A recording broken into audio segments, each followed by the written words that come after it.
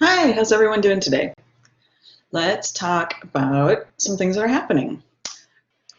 All right, so first off, a while back I asked you guys to show me examples of great camera usage, and I was blown away by some of your projects. I really enjoyed looking at your suggestions. Some of them I'd seen, some of them I was completely unfamiliar with, and they just blew me away. And the things you had to say about them were insightful. I really appreciated uh, I really had a lot of fun just looking at those and going through them and getting inspired myself. Next up, your instructional videos with audio and graphics were due last week. I've taken a look at those, and at least importantly, you have taken a look at those and you've critiqued some of each other's projects. So that is awesome. I will go through in the future, and it's awesome that you guys have some of the comments and insights that you all have for each other. And I want to have us work. I want us to work on giving each other intelligent feedback, meaning being discerning, working on a vocabulary as opposed to saying, oh, I like this or I don't like this. Being more specific about what we like or what we see is working or not working, that's going to help the filmmaker. So you, of course, when you're getting feedback, you want it to be specific and you want it to be not crushing your soul, right? And you don't want it to be fake good if it's not really good. So those are the same things that we want to work on with when we give other people feedback. That way, iron sharpens iron, and you guys are doing more about creating your own creative community with or without the instructor involved.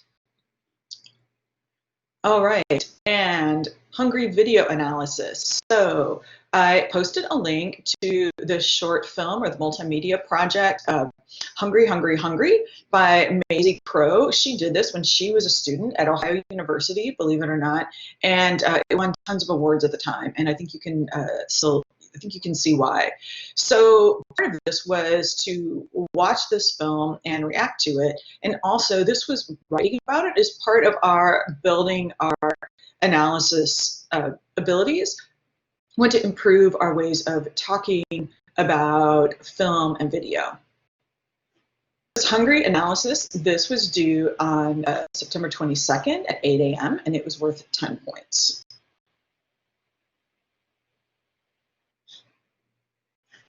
We are on week 6 already. So this week, we are going to talk about conducting interviews, which is our next assignment. We want to talk today about your interview video assignment. Your assignment this week is also to read and understand a Cobry textbook, the one that you can borrow from the library.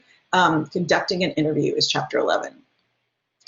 And for next week, just a heads up, you're going to read and understand the Cobry textbook. Chapters 1 through 4 are about finding and telling a good story. We'll break those down as we go along, but talking about the ideas, what makes a good story, what makes a good interview, sharing ideas, coming up with ideas, the creative process in the world of nonfiction video.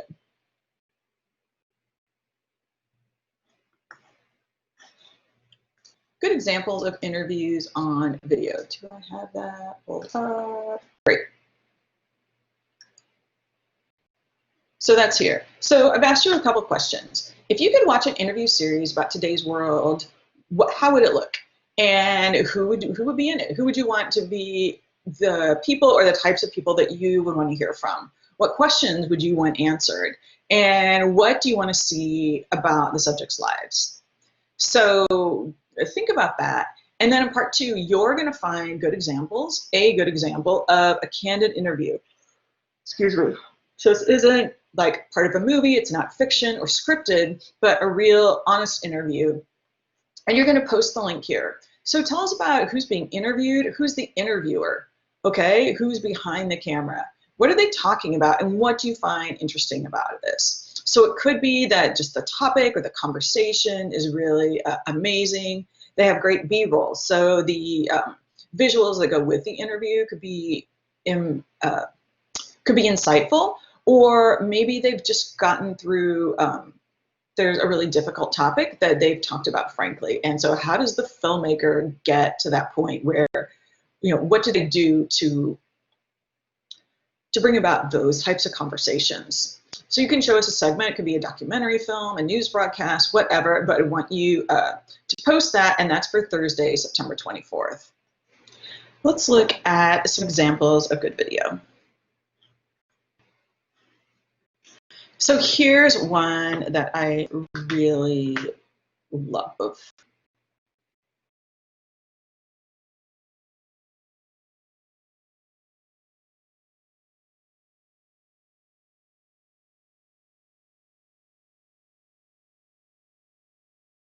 First impressions. Somebody want to grab your mic and tell us what you saw? And we're thinking about interviews.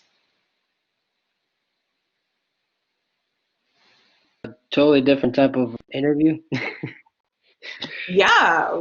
Yeah. Help us out. Explain that a little bit. Well, I guess it's not like your common interview that, you kind of present, hey, we're gonna interview this person, then that person start talking, then you ask questions, and then the conversation start flowing. This was more of like kind of like a story at first, and then it developed like into an interview, which it kind of caught my attention. And if that was the intent, which I think it was, then yeah, they succeeded. Catherine, Yeah, I kind Katie. of agree with what he said. Yeah. So I definitely agree with what he said about how it was like super weird. Like I joined in kind of late, so I was like trying to figure out what kind of video it was. But it was pretty creative. I liked like all the visuals with the talking over them, and like it kind of gave it like a cool storytelling way of doing an interview. Yeah, nice. I think that's my thoughts exactly. So the storytellers here, first they had to come up with an idea or meet somebody. Who are we going to interview, right? Is the first thing is who are we interviewing? So in this case, it's two people. It's Naked Cowboy and it's somebody asked the question, who dates the Naked Cowboy? What is his girlfriend like? What's it like to be with this guy, right? Great question.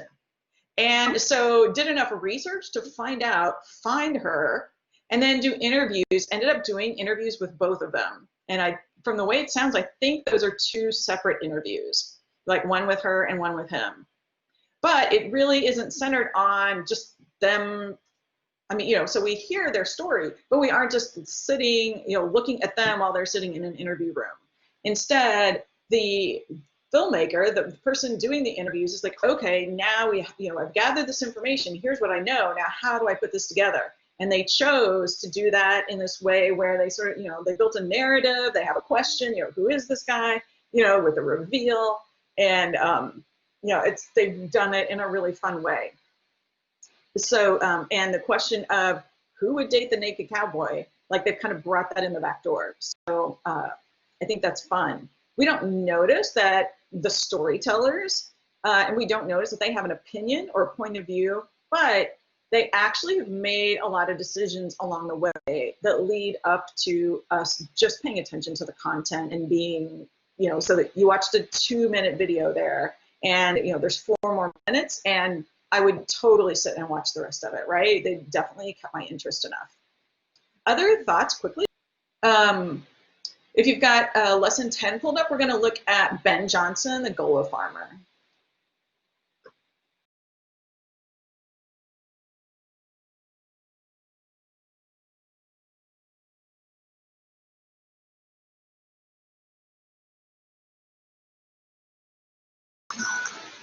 The land and the water here was a way of life. It was what everybody on St. Helena depended on. Everybody, the older generation, you were. That is actually not the video that I intended to share with you guys. This is a really sweet interview. We can talk about this one, but there's another one I'll try to share with you also. So that, you probably recognized at least one person in that project. So I'm working on a documentary film about farmers and fishermen on St. Helena Island, just past Beaufort. And so that was a segment of a interview that I did a long time ago, and now that's and so that's actually part of a series on minority farmers and for the U.S. Department of Agriculture. But anyway, I'm spent more time with Mr. Johnson and his family and some of his neighbors, which has been really rewarding. So in that case, we have a really different look and feel to that. So, and I made that, let's see, I was the interviewer and then the person behind the camera and the person who edited that, his name is Dr. Buzz Clute. He's actually a soil scientist and he and I worked together on that project. So what are some of the things you see there as far as decisions that are made with the interview and the storytelling elements? Anyone? Where did the interview take place? I say Saint Helena or something like that. Helena. St. Helena Island, right. So, but it's outside as opposed to inside, right? So the first video, we actually never saw them while they were talking. So we don't actually know where those interviews actually took place. Whereas this one, we can see that he's in an outside environment. We're sitting at a picnic table. And you can obviously see who the interviewer is. Okay, so with the other one, we didn't see that. And so that's a choice that was made, even that is something, how you frame the situation, how you frame the subject, whether you include the journalist or the person asking the questions. All of those are decisions that you make along the way. So just keeping those things in mind. Great perspective shot, Ricardo says. Well, thank you for that. Gentleman, Mr. Johnson, he and my father, actually, over time, I've been going there pretty often, so I say he's like a father to me, but he and my father, who's a farmer, like they're best buddies, like they get together and talk, oh my gosh, they are talking like corn yields and price of cattle and water and irrigation levels, they just go off, walk off by themselves, and they're in their own world, which is just makes my heart super, super happy. But so there are lots of things I really like about this interview. One thing I don't like is that my head, and I'm in there so much, definitely I didn't plan it that way. So now people look at that and they're like, who's that white, what's the girl with the red hair? Like, why is she in the middle of that?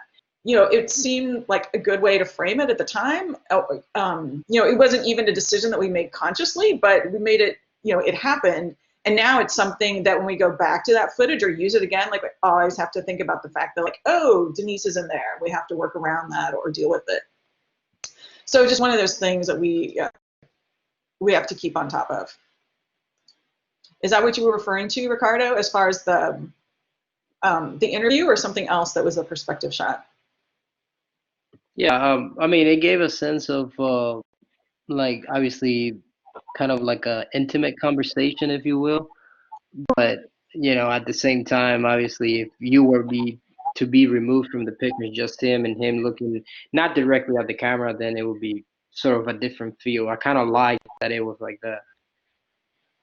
Yeah, well, thanks for that. And so that's just a little reminder that whatever we do, like there's always consequences to it, or they're always like, oh, if we make this decision, then we have to live with that decision, right? Or, and you're right, I do really like the intimacy. And even now when I look at that, I'm like, oh, that was such a great conversation. And he really has a nice way with words. And I know that there's another one where he says a lot of the same things, but there's more B-roll of him actually working on his farm. So I'll try to post that link too, and you guys can follow that up if you're interested.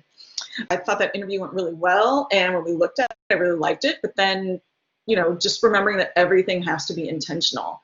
And so to get that kind of a look, and we were out, it was just two of us working on this. It was 90 plus degrees that day. You can even kind of see that we have flies and insects around us. So we chose to do it outside because we love the atmosphere and we love the look, but also like we were in the elements, right? So, that's just always a trade-off of, having one camera as opposed to a big crew, and just making those decisions along the way, that's going to it's going to affect your final result. So let's keep moving.